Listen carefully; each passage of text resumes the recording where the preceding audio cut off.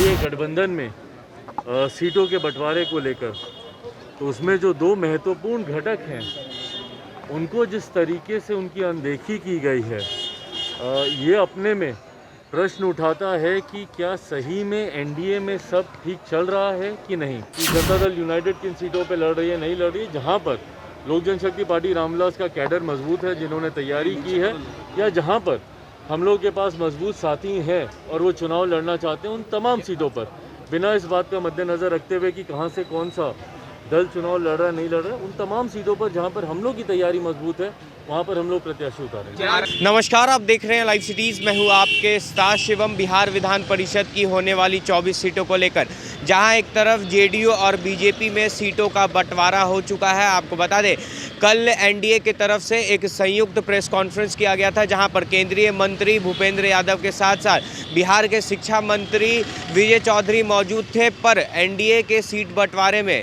मुकेश सहनी की party VIP और हिंदुस्तानी अवाम मोर्चा को जगह नहीं मिली है। इसी को लेकर जब आज हमने लोक जनशक्ति पार्टी रामविलास के राष्ट्रीय अध्यक्ष चिराग पासवान से बात की तो उनका क्या कुछ कहना है, पहले आप वो सुने। देखिए, लोक जनशक्ति पार्टी रामविलास ने शुरू से तय किया हुआ है कि हम लोग कुछ सीटों पर लोक जनशक्ति पार्टी रामविलास अकेले चुनाव लड़ेगी। कुछ सीटों पर नाम तय हो गए हैं और कुछ जगह पर चर्चा चल रही है। मुझे लगता है कि एक बार नोटिफिकेशन आता है तो उसी के साथ हम लोग भी अपने तमाम प्रत्याशियों के नाम की हम लोग घोषणा कर देंगे। और जहाँ तक रही बात एनडीए गठबंधन में सीटों के बंटवारे को लेकर, तो उसमें जो दो महत्वपूर्ण घटक हैं उनको जिस तरीके से उनकी अनदेखी की गई है, ये अपने में प्रश्न उठाता है कि क्या सही में एनडीए में सब ठीक चल रहा है कि नहीं। साथ ही में जिन घटक दलों को सीटें मिली भी हैं, हमेशा से 50-50 का फॉर्मूला मौजूदा मुख्यमंत्री नीतीश कुमार जी गठबंधन में चाहते थे, पर उस 50-50 के फॉर्मूले के बावजूद अगर मुख्यमंत्री नीतीश कुमार जी को झुकना पड़ा है और जहां पर उनको 50% सीटें उनको नहीं दी गई हैं, एक तरफ 11 और एक तरफ 13, तो ये अपने में दिखाता है कि इस वर्चस्व की लड़ाई में मौजूदा मुख्यमंत्री नीतीश कुमार जी और उनकी पार्टी अब छूटती जा रही है। और भारतीय जनता पार्टी कहीं ना कहीं अपना वर्चस्व, और जो कि ज़रूरी भी है, हकीकत भी है भैया, एक तीसरे नंबर की पार्टी बार बार अपनी अहमियत को दिखाए और बोले कि हमें 50% सीटें चाहिए, ये उचित भी नहीं है। और जहाँ तक आपने मेरे चाचा जी का जिक्र किया, ये भी दिखाता है कि भैया जब हम लोग साथ में थे और हमारे नेता स्वर्गीय रामविलास पासवान जी, जब हम लोग मिलकर चुनाव हम लोग लड़ते थे, तो उस वक्त हम लोग 4 सीटों पर चुनाव लड़ते थे। मौजूदा परिस्थिति में कहीं ना कहीं उनको भी ये दिखाया गया है, बताया गया है कि भैया एक सीट देकर उस गठबंधन में उनकी क्या पोजीशन है, ये भी उनको दिखाया गया। बहरहाल सीटें पाना ही मुझे नहीं लगता कि किसी गठबंधन का लक्ष्य होना चाहिए।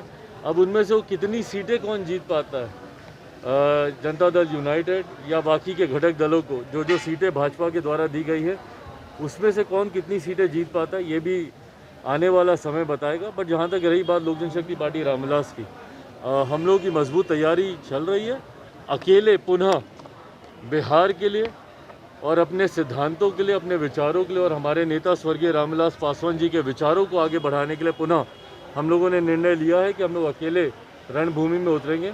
उम्मीद करता हूं कि पहले से बेहतर प्रदर्शन हम लोग करेंगे। आपकी रणनीति फिर 2020 वाली होगी, जेडीयू के खिलाफ सिर्फ अपने कैंडिडेट को उतारेंगे? देखिए, हम लोगों ने बिना इस सोच के कि जनता दल यूनाइटेड किन सीटों पर लड़ रही है नहीं लड़ रही है, जहाँ पर लोक जनशक्ति पार्टी रामविलास का कैडर मजबूत है, जिन्होंने तैयारी की है, या जहाँ पर हम लोग के पास मजबूत साथी हैं और वो चुनाव लड़ना चाहते हैं, उन तमाम सीटों पर बिना इस बात का मद्देनज़र रखते हुए कि कहाँ से कौन सा दल चुनाव लड़ रहा है नहीं लड़ रहा है, उन तमाम सीटों पर जहाँ पर हम लोग की तैयारी मजबूत है वहाँ पर हम लोग प्रत्याशी उतारेंगे। तो आपने सुना लोक जनशक्ति पार्टी रामविलास के राष्ट्रीय अध्यक्ष चिराग पासवान का कहना है कि जिस तरह से एनडीए में सीटों का बंटवारा हुआ है, ऐसे में कहीं ना कहीं एनडीए की तरफ से दो महत्वपूर्ण घटक दलों को दरकिनार किया गया है, कहीं ना कहीं वो सही नहीं है। वही उनका साफ तौर पर यह भी कहना है कि लोक जनशक्ति पार्टी रामविलास अकेले 24 सीटों पर जो चुनाव है वो लड़ेगी। बहरहाल अब बने रहे हमारे साथ। अगर आपने हमारे चैनल को सब्सक्राइब नहीं किया है तो जल्द से जल्द सब्सक्राइब कर ले। धन्यवाद।